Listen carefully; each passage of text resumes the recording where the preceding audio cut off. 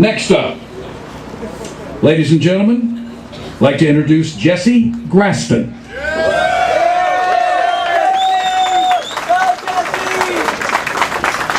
Hey guys, I got my water bottle here. I might pull a Rubio in a little bit, if that's okay. Is that okay? Can I do that? Okay, awesome. Well, if you don't know me, I've been around some of the past rallies and events and whatnot. And the reason why I got involved from in the beginning is because, you know what, as I am a Christian, and I look and I see the mandates of Christ upon my life to be the salt and the light that He's called me to be. What does that look like? In 2013 in South Carolina, as we're being bombarded with tyranny from all sides, well, the light, first of all, it exposes everything that's done in the darkness, and the salt is the preservative quality. The preservative quality in the salt is what Jesus was talking about, is the preservative of the inheritance of liberty that our founders bought and paid for with their lives and with their portions, their sacred honor. What does it look like to be the salt for us today?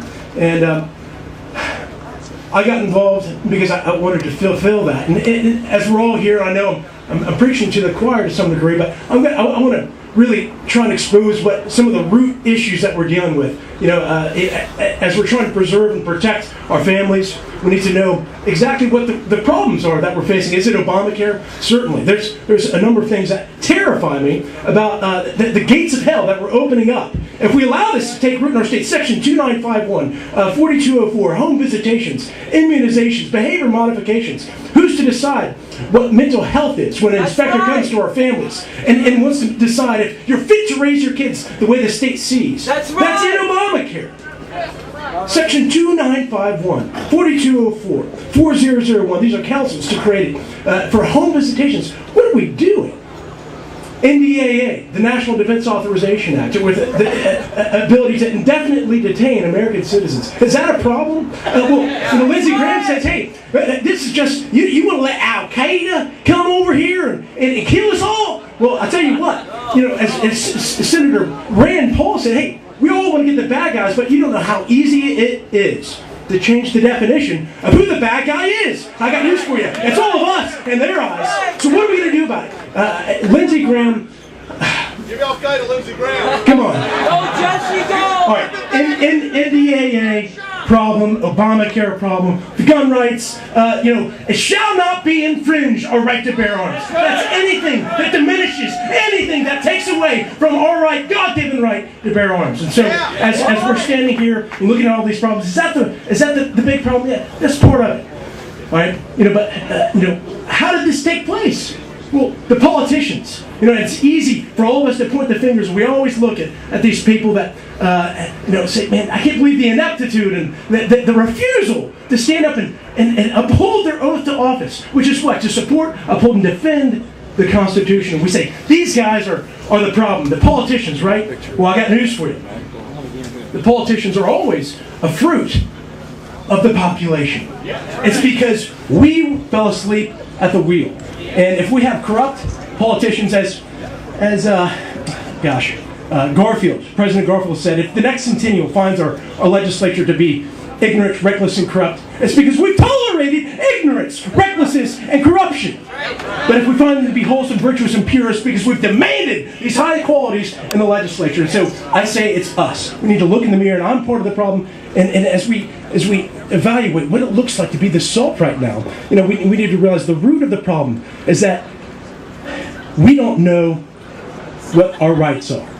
And we're uninvolved, distracted with a lot of other things, and it's easy to find excuses to not do whatever it takes right now. But I don't want to be asked by my child 20 years from now, hey Dad, what were you doing when America failed or prevailed? Hey, I was playing video games and I won my fantasy football league. Yeah! Meanwhile, so Dancing with the Stars, Prince William, football's back, everything's okay. I'm all about that stuff, and I'm a realist, but that's cool in a time of peace. But I got news for you, they brought a war to our doorstep. How do we respond? How do we answer back this war that they've assaulted us with? And that's what I just really think that we've got to reevaluate what it looks like to be a patriot in South Carolina. I think of the old that picture of General Lee and all of the, it's like a cartoon of them charging, getting ready to fight, and he's got all of his bashes behind the flags and banners. They're ready to fight!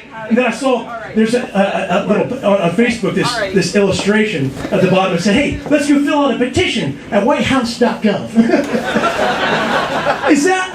I'm sorry, but that's just have we gone that far? All right, so elections, a lot of times we buy into the poison. I think my Bible says, men buy their fruits. Right? Not vain promises in a campaign debate. The media, that's conservative and liberal media. What we've got to start doing is doing our own research. It's going to require more of us this day, because I got news for you. They own both sides. It's controlled media. The flow of information. We absolutely have to begin to do our own research. Find out what their voting records are. All these guys. I remember at the last presidential debate, all of them. Hey, we got to return back to the Constitution. The Constitution. Well, they do. But who embodies? What that statement actually says. Who upheld their oath to office? Right? Let's look at their voting records. Let's not buy into the vain rhetoric anymore. That's the problem. Too many times, time and time again, we just buy into the vain rhetoric, the campaign promises. Why do we even watch debates? What have you done? If it doesn't line up with what you say, I could care less. That's what we've got to begin to reevaluate how we're choosing these candidates. Hey, how many jobs are we going to create? How many jobs? That's not their job description for a president. Your job is to uphold your oath to office. If you do that, jobs will be created. Right? So, on down the road, all these issues, the gun right, the NDA. I mean, for God's sakes, a few of our real conservative House members here voted for the NDAA. Wow. I'm not going to name names, but you can do your own research. Check that out. What are we doing? We still hold them up as the gold standard for conservatives. Any departure from the Constitution is unacceptable. Call him out! Call him out! Yeah, Mick Mulvaney, Tim Scott, and these other guys. Gowdy. The problem is we've got to make a lifestyle change. This is going to go beyond our generation. This is going to go beyond our lifetime. My job to be the salt is to carry the torch a little bit further, so my children can have a better future for them. But in reality, action items. What are we going to do about it? The first part, as we're all here, it's great if we came to a rally, but I look at this as more of a recruitment meeting than anything. This is a call to fight. All right, and there's some tents here where you can sign up for more information. ProtectUsNow.org. Just put this up. There's a petition you can go on. And if you're a business owner, what we want to do at the next subcommittee hearing is bring a stack of our signatures of businesses, individuals that signed on the line and said we're not going to stand for this garbage. All right, and so go and check out the website, get involved with these other groups, but more than anything, get educated. If you don't know what your rights are, it's as though you've never had them. We're going to have to pull out our pocket constitutions, begin to hold it up to every candidate, every issue that they espouse, even if it sounds good, even if it's one of those things that we want. If we allow them to depart from the Constitution in any degree, the precedent is set. Who's to say the bad guys can't do the same thing? And so that's what there's this stuff. I'm going to pull the Rubio. Hold on. Go, Jesse, go! Drink that water!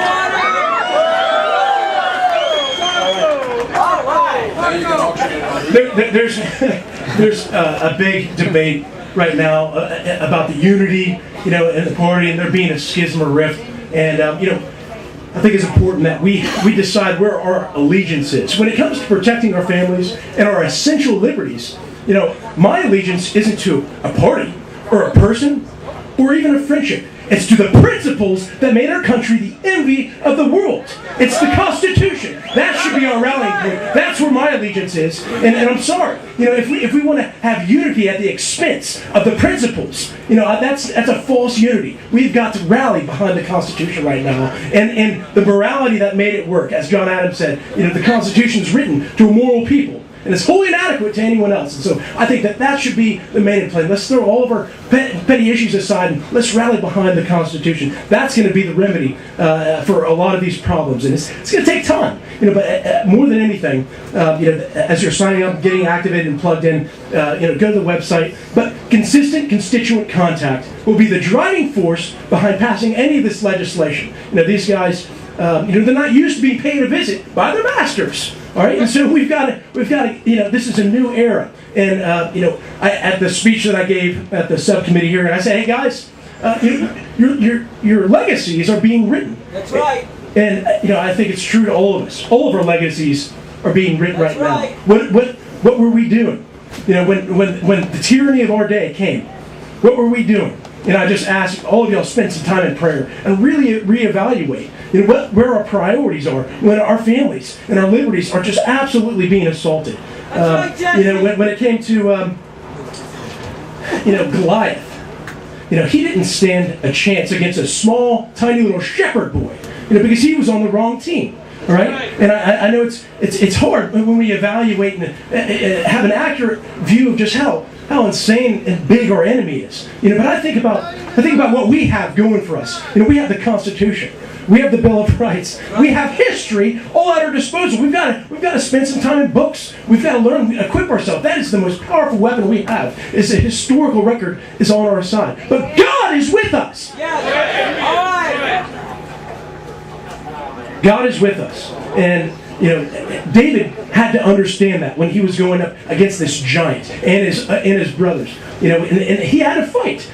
Right? David had to fight, and he had to have faith that God was on his side. And I got news for you. He's on our side today. And as we're moving forward, we're going to have to dig deep, stir up our faith for this most noble fight, and stay plugged in. Let's be ambassadors of hope. Okay? Thanks, guys, for everything.